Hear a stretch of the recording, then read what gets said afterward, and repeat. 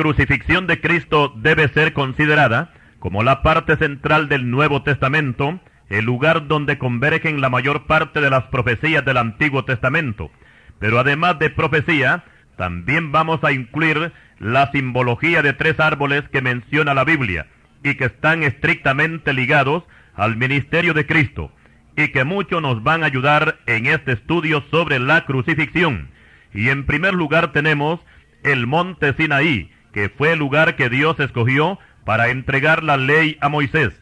En ese monte Dios estableció un sistema de culto que estaba enmarcado dentro de una ley de sacrificios, donde cierta clase de animales eran sacrificados y su sangre el sacerdote la rociaba en el velo del altar. Pero dentro del servicio ritual, además de la sangre, también se ofrecían otros elementos, tales como los panes de la proposición, el aceite, la flor de harina, el trigo, la cebada, las hojaldres, los candeleros, el arca del pacto con todos sus implementos, sin faltar el incienso que el sacerdote ofrecía ante el altar. Todo lo que implicaba la ley levítica era una figura o sombra de lo que sería después, ya que el sacrificio de Cristo absorbería por completo todo lo relacionado a la ley de las ceremonias y sacrificios, y que estos, por supuesto, eran imperfectos que se practicaban en la antigua ley, o como lo dice el apóstol Pablo, que la ley nos conduce a Cristo, Gálatas 3:24. Y si usamos los símbolos, diríamos que el monte Sinaí nos conduce a otro monte, y es el monte del Gólgota. Pero explicamos que el trayecto de un monte a otro resultó bastante difícil y escabroso, y no me refiero del recorrido que los israelitas hicieron desde el Sinaí hasta Canaán, porque no vamos a medir la distancia en kilómetros, sino en profecía, ya que después de haber sido dada la ley levítica, todos los profetas, en los años posteriores, se ocuparon de anunciar el advenimiento de Cristo, y aunque los profetas quisieron saber quién era ese personaje de quien ellos escribían, nunca lo supieron, según nos dice primera epístola de Pedro, capítulo 1, versículos 10 y 11. Por su parte, el Señor Jesucristo les dijo a sus discípulos: pero bienaventurados vuestros ojos, porque ven, y vuestros oídos, porque oyen, porque de cierto os digo, que muchos profetas y justos desearon ver lo que veis y no lo vieron, y oír lo que oís y no lo oyeron. Mateo capítulo 13, versículos 16 y 17. Por supuesto que los profetas no lo vieron, ni lo oyeron, pero todo se cumplió de lo que él escribieron. Así lo dice Lucas 24, versículo 44. Hemos mencionado 2 montes, como ser el Sinaí y el Gólgota, pero también tenemos el monte de los Olivos, que se encuentra al oriente de Jerusalén, y es donde el Señor acostumbraba a orar, y fue allí donde dio las últimas enseñanzas a sus discípulos, y ese mismo monte de los Olivos será el escenario donde nuestro Señor Jesucristo pondrá sus pies de nuevo cuando descienda a la tierra en su segunda venida. Zacarías 14, versículo 4. Estos 3 montes que hemos mencionado, el Sinaí, el Gólgota y los Olivos, también están relacionados con las 3 clases de regalos que los magos de Oriente le trajeron al Señor cuando nació en Belén de Judea. Mateo 2:11. Y vamos a comenzar con el incienso, o sea, el monte Sinaí. El incienso era una sustancia aromática que se quemaba y se ofrecía en el templo, y era uso exclusivo de los sacerdotes, según el orden de Aarón. El incienso simboliza el sacerdocio de Cristo, y por tanto, también simboliza el monte Sinaí, donde fue establecido el sacerdocio levítico. También el incienso es un símbolo de la oración, según el Salmo 141:2. También en Apocalipsis 8, versículos 3 y 4, se nos dice que el incienso son las oraciones de los santos. Recordemos que el Señor Jesucristo representa el puesto de gran sumo sacerdote entre Dios y los hombres, o como lo dice el apóstol Pablo, que hay un solo mediador entre Dios y los hombres, Jesucristo hombre. Primera Timoteo capítulo 2, versículo 5. El otro regalo que trajeron los magos era mirra, que también simboliza el Gólgota. La mirra era una sustancia que podía ser líquida o sólida, y se extraía de una planta que abundaba en Arabia y Etiopía, y se podía usar en 3 formas, como perfume, como medicina y también para embalsamar cadáveres, y su sabor era amargo, y por supuesto que nunca se usaba como bebida. Estas 3 funciones desempeñó la mirra en el Señor Jesucristo, y en primer lugar diremos que sus vestidos exhalaban olor a mirra, Salmo 45:8. Como símbolo de sanidad, todos sabemos que el Señor operó sanidades sobre todos los que vinieron a Él. Y como símbolo de la amargura, en el Gólgota le dieron a beber vino mezclado con mirra, mas Él no lo tomó, Marcos 15:23. Los soldados romanos acostumbraban dar de beber mirra a los sentenciados a muerte para hacer más angustiosa su muerte. Y por último, la mirra fue usada para preparar el cuerpo del Señor cuando Nicodemo y José de Arimatea lo quitaron de la cruz. Juan 19, versículos 38 al 42. Y ahora vamos a mencionar el otro regalo que trajeron los magos, y es el oro. El oro simboliza la pureza y la realeza de Cristo, y al mismo tiempo también representa al Monte de los Olivos, que es donde el Señor recibía poder cuando oraba al Padre. El oro simboliza que Cristo es Rey. Examinemos las palabras de los magos que dijeron: ¿dónde está el Rey de los judíos?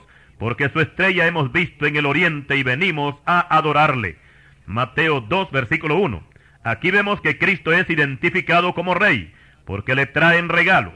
La costumbre oriental era que a ningún rey se le visitaba con las manos vacías, y se consideraba una falta de respeto y una descortesía que cuando se visitaba a un rey no se le trajesen presentes, tal como sucedió con el desaire que sufrió el rey Saúl, según primer libro de Samuel, capítulo 10, versículo 27. Y por otra parte, los magos identifican al Señor como Dios porque vienen a adorarle. Y aquí cabe explicar que a los reyes no se les adoraba, sino que se les reverenciaba. Y si los magos vienen a adorar a Cristo, es porque saben que además de ser rey, también es Dios, porque Dios es el único que merece ser adorado. Apocalipsis 22, versículos 8 y 9. Ahora vamos a estudiar las profecías que tuvieron cumplimiento antes, durante y después de la crucifixión. Y en primer lugar mencionaremos las 30 piezas de plata que Judas recibió de parte de los sacerdotes al llevar a cabo este vil contrato. Los sacerdotes, cegados por el odio y la envidia, no se dan cuenta que en ese momento le están dando cumplimiento a una profecía que fue dada 550 años antes por el profeta Zacarías, y vamos a citar esta profecía. Y les dije: si os parece bien, dadme mi salario, y si no, dejadlo. Y pesaron por mi salario 30 piezas de plata. Zacarías capítulo 11, versículo 12. Ese sería el precio con que Judas vendería a su maestro. Veamos el cumplimiento. Entonces uno de los 12, que se llamaba Judas Iscariote, fue a los principales sacerdotes y les dijo: ¿qué me queréis dar y yo os lo entregaré? Y ellos le asignaron 30 piezas de plata. Mateo 26, versículos 14 y 15. Aquí vamos a notar algo, y es que no es Judas el que pone el precio, sino los principales sacerdotes, y estos, en una forma de menosprecio hacia el Señor, le asignan esa cantidad, porque 30 piezas de plata era el precio de un esclavo en el Antiguo Testamento, según la ley de Moisés, Éxodo 21, versículo 32. Cuando Judas vendió al Señor, después se arrepintió y fue al templo alegando con los sacerdotes que había vendido sangre inocente. Judas espera que ellos le reciban las monedas que unas horas antes ellos le habían entregado, pero no fue así. Ellos le dijeron: ¿qué nos importa a nosotros? Allá tú. Mateo 27, versículos 3 y 4. Según la profecía de Zacarías, esas monedas, en vez de entrar al arca de Dios, iban a tomar otro destino. Dice el profeta: y me dijo Jehová: échalo al tesoro, hermoso precio con que me han apreciado. Y tomé las 30 piezas de plata y las eché en la casa de Jehová al tesoro. Ahora veamos el cumplimiento de esta profecía. Después que Judas confiesa su arrepentimiento delante de los sacerdotes, y estos, en vez de compadecerse de su problema, le recriminan y no le dan ninguna importancia, a toda la angustia que lo quema por dentro, y en su desesperación, sabiendo que aquellas monedas le queman no solamente las manos, sino también el alma, las arrojó contra el piso del templo, y salió desesperadamente al encuentro de su propia muerte. El dinero que Judas arrojó al piso del templo, los sacerdotes lo recogieron, pero no lo echaron en el arca, y se dispusieron comprar un cementerio para sepultura de los extranjeros, tal como estaba escrito por el profeta. Algunos preguntan que si Judas pudo haberse salvado. Yo digo que sí pudo haberse salvado. El problema de Judas es que en vez de acudir a Cristo antes de que el Señor expirara en la cruz y le hubiera implorado su perdón, estamos más que seguros que el Señor lo hubiera perdonado. Pero él tomó otro rumbo, el rumbo equivocado, y se fue donde los sacerdotes, tal como hacen hoy millones de pecadores, que van tras una religión de hombres, una religión sin sangre, una religión sin vida, y su condición es la misma de Judas, que al final se mueren sin salvación. Explicamos que la salvación de un pecador solamente a Cristo le interesa, porque es Él el único que ha pagado un precio de sangre por cada uno de nosotros. Pero dirán algunos, ¿por qué Dios anticipó los hechos con respecto a Judas Iscariote, dando los más mínimos detalles? Explicamos que Dios no fija nunca el destino de los hombres, ni para ser salvos, ni para ser condenados. Cada quien elige su propio destino. Dios no tiene un programa, ni una lista de gente salva y gente que va a ser condenada. Si así fuera el caso, entonces Él haría sección de personas, y la Biblia dice que Dios no actúa de esa manera. Lo que Dios hace en su omnisciencia es ver el futuro de las personas, y Él sabe cuál va a ser la actitud de cada uno en el futuro, aunque esta persona, por supuesto, le falten siglos para nacer en el mundo. Dios anticipadamente lanza su profecía por medio de sus profetas. Si así no fuera, no sabríamos entonces que Cristo viene por segunda vez.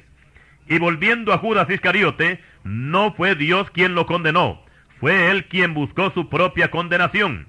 Y con respecto a la traición de Judas, el rey David lo identifica 1000 años antes de que Judas nazca en el mundo, y da las características de su actuación, como que iba a ser uno de los más allegados al Señor. Podemos decir que Cristo habla por boca de David y dice: aún el hombre de mi paz, en quien yo confiaba, el que de mi pan comía, alzó contra mí el calcañar. Salmo 41, versículo 9. Aquí se habla de Judas como un hombre a quien el Señor le ha dado paz, y que lo tiene en alta estima, y es de gran confianza. Recordemos que Judas era el tesorero, el que disponía del dinero, y por cierto que no era muy honrado, porque parte de ese dinero iba a parar a sus propios bolsillos. La Biblia dice que Judas era ladrón, Juan capítulo 12, versículo 6. Pero a pesar de eso, era uno de los que tenían el alto honor de sentarse a la mesa con el Señor. Y precisamente que estando el Señor con los 12, celebrando la cena de la Pascua, la noche antes de ser crucificado, dio a conocer el cumplimiento de la profecía, que 1000 años antes había sido dicha por boca de David. Oigamos las palabras del Señor Jesucristo: no hablo de todos vosotros, yo sé a quienes he elegido, mas para que se cumpla la Escritura, el que come pan conmigo levantó contra mí su calcañar. Juan capítulo 13, versículo 18. Los discípulos se inquietaron con esta declaración, porque no sabían a cuál de los 12 le estaba cayendo esta profecía, porque los 12 comían pan con Cristo a la mesa. Pero el Señor aclara la situación y dice: a quien yo diere el pan mojado, aquel es. Y mojando el pan lo dio a Judas Iscariote, hijo de Simón. Y después del bocado, Satanás entró en él. Entonces Jesús le dijo: lo que tienes que hacer, hazlo más pronto. Juan capítulo 13 y versículos 26 y 27. ¿Qué significaba el pan mojado? Acompáñeme en la última parte de este tema sobre la crucifixión.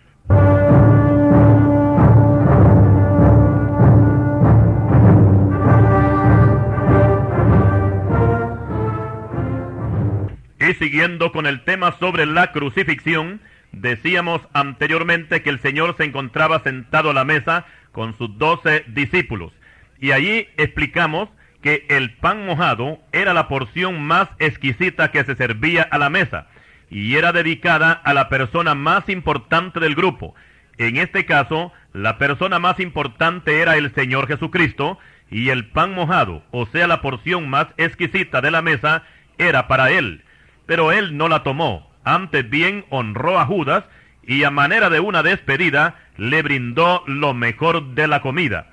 Lo demás, conforme a la traición, ya todos sabemos cómo se desarrollaron los hechos. Ahora veamos otras profecías que se cumplieron el día de la crucifixión. Y tenemos que los discípulos se iban a apartar de él cuando lo vieran herido. 750 años atrás, el profeta Zacarías escribió: hiere al pastor y las ovejas del rebaño serán dispersadas. Zacarías capítulo 13, versículo 7.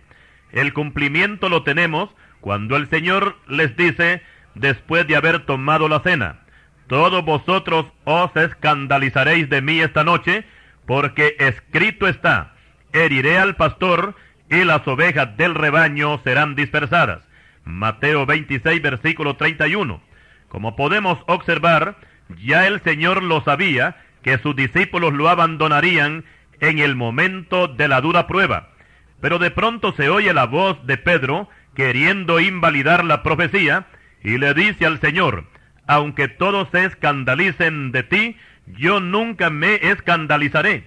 Jesús le dijo: de cierto te digo, que esta noche, antes que el gallo cante, me negarás 3 veces. Pero Simón Pedro insiste de nuevo y le dice: aunque me sea necesario morir contigo, no te negaré. Y todos los discípulos dijeron lo mismo. Mateo 26, versículos 33 al 35. No podemos poner en duda que los discípulos sí amaban al Señor, pues después de Pedro, los 10 restantes, con una firme decisión, le prometen al Señor que con todo gusto darían la vida por él. Pero el Señor sabía que esas palabras perderían efecto dentro de unas pocas horas. Hay un dicho que dice que fácil es prometer, difícil es cumplir. Lo mismo había sucedido con los israelitas en el tiempo de Josué. Oigamos sus palabras. Les dijo Josué: y si mal os parece servir a Jehová, escogeos hoy a quién sirváis, si a los dioses a quienes sirvieron vuestros padres cuando estuvieron al otro lado del río, o a los dioses de los amorreos en cuya tierra habitáis. Pero yo y mi casa serviremos a Jehová. Entonces el pueblo respondió y dijo: nunca tal acontezca que dejemos a Jehová para servir a otros dioses. Libro de Josué capítulo 24, versículos 15 y 16. Lo prometieron, pero no lo cumplieron. Luego se apartaron de Jehová y sirvieron a los dioses amorreos. Lo confirma la Escritura en los libros subsiguientes al libro de Josué. Ahora, los discípulos prometen hasta morir por Cristo si es necesario, pero nunca la palabra del hombre puede pasar por encima de la palabra de Dios. Y a las pocas horas, cuando Cristo está siendo maltratado cruelmente por los soldados del sumo sacerdote, en el patio de la casa, el apóstol Pedro es interrogado por oficiales y sirvientes para conocer su posición con respecto al Señor Jesucristo. Y él no solamente niega, sino que maldice al confirmar que ni siquiera le conoce. Enseguida cantó el gallo y Pedro se acordó de las palabras que el Señor le había dicho.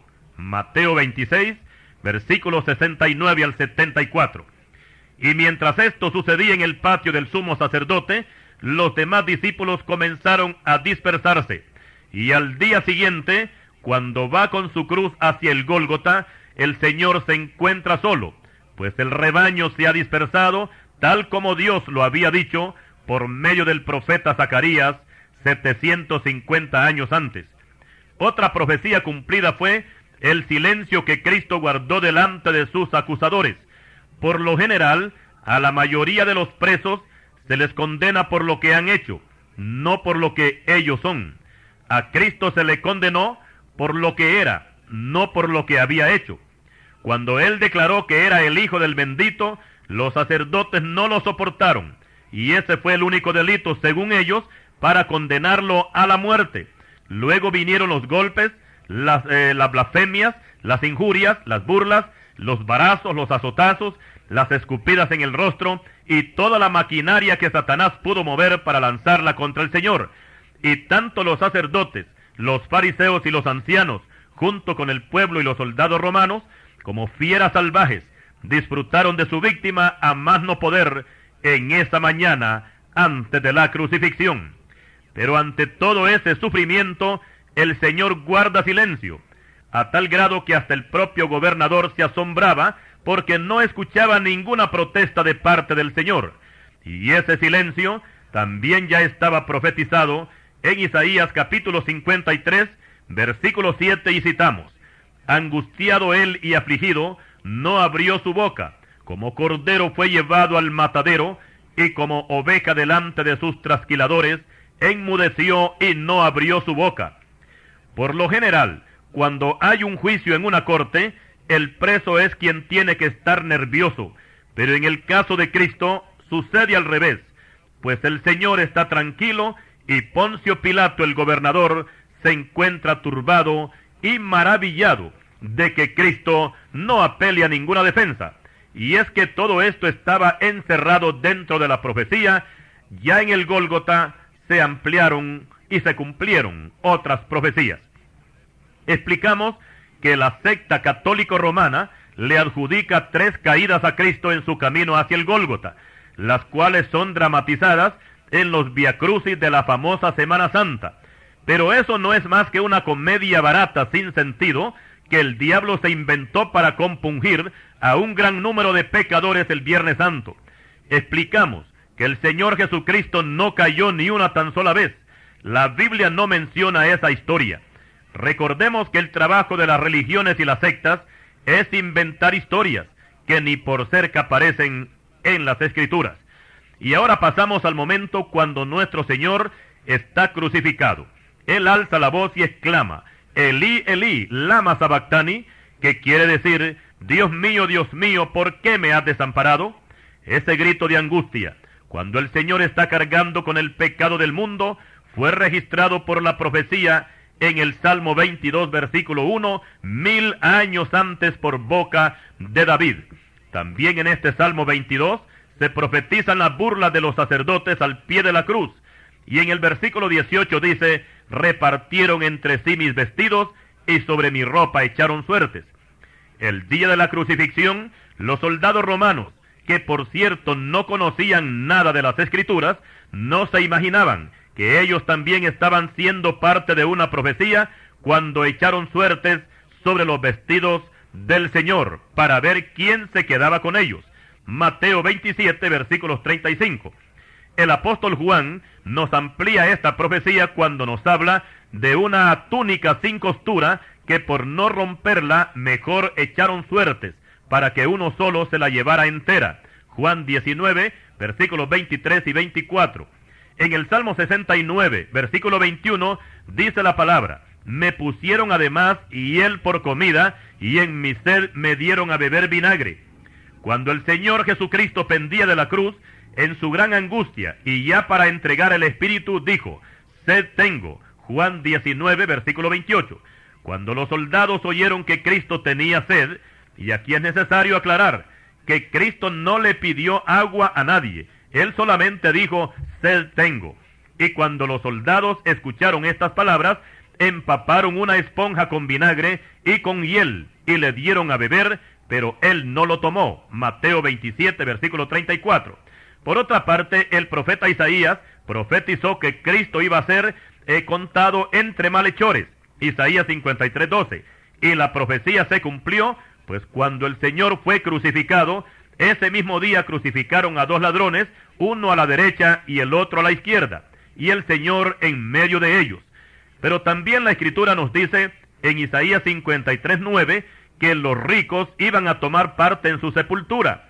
Y explicamos que cuando el Señor murió en la cruz, los discípulos no se atrevieron a pedir el cuerpo porque en ese tiempo la situación política religiosa estaba muy tensa entre el pueblo y los gobernantes estaban prácticamente dando unas situaciones en la parte política, que todo el mundo estaba en tensión por causa de la predicación de nuestro Señor Jesucristo.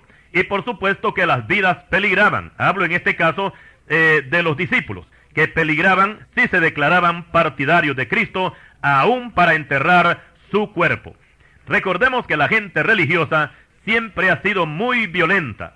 En los tiempos, por ejemplo, de la independencia de Centroamérica, Roma, con su fatídica y maldita Inquisición, había decretado que si un católico romano ayudaba en el entierro de un cristiano evangélico, a este pobre católico se le aplicaba la pena de muerte. Y muchos creyentes evangélicos algunas veces preferían ver cómo los animales despedazaban el cadáver de su pariente antes que atreverse a enterrarlo, porque sus vidas corrían peligro. Y volviendo a la crucifixión, esa fue la razón por la cual dos hombres ricos e influyentes en Jerusalén, como ser Nicodemo y José de Arimatea, fueron los que se encargaron de desclavar el cuerpo y bajarlo de la cruz, y seguidamente lo prepararon con ungüentos aromáticos como 100 libras. Explicamos que estas 100 libras de ungüentos aromáticos eran muy caros.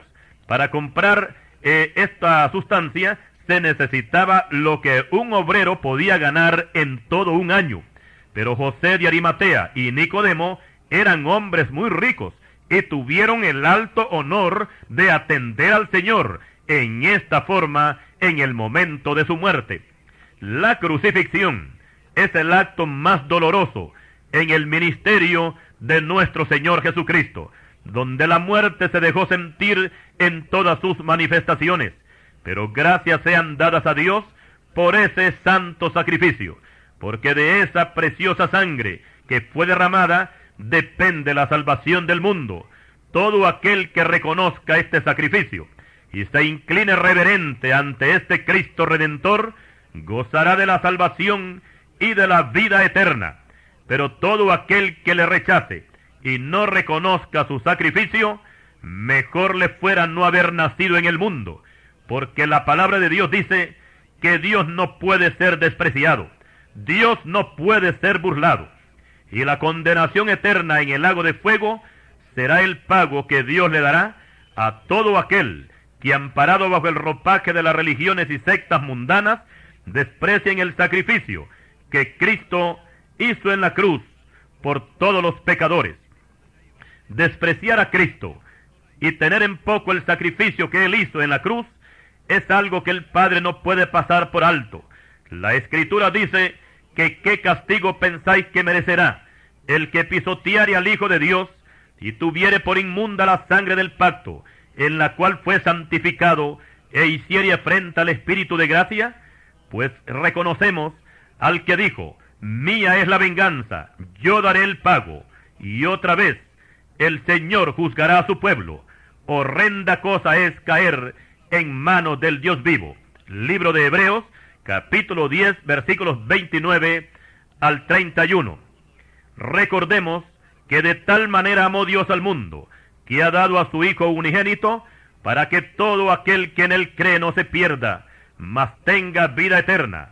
Estimado amigo, abra usted hoy su corazón y reciba al Señor Jesucristo como su Salvador. Arrepiéntase de sus pecados, y de esta forma usted habrá pasado de una condenación a una salvación y a una vida eterna. Y de esta manera estamos dando por finalizado este interesante tema sobre la crucifixión. Al Señor damos toda la honra y toda la gloria, y a usted gracias, y que el Señor le bendiga.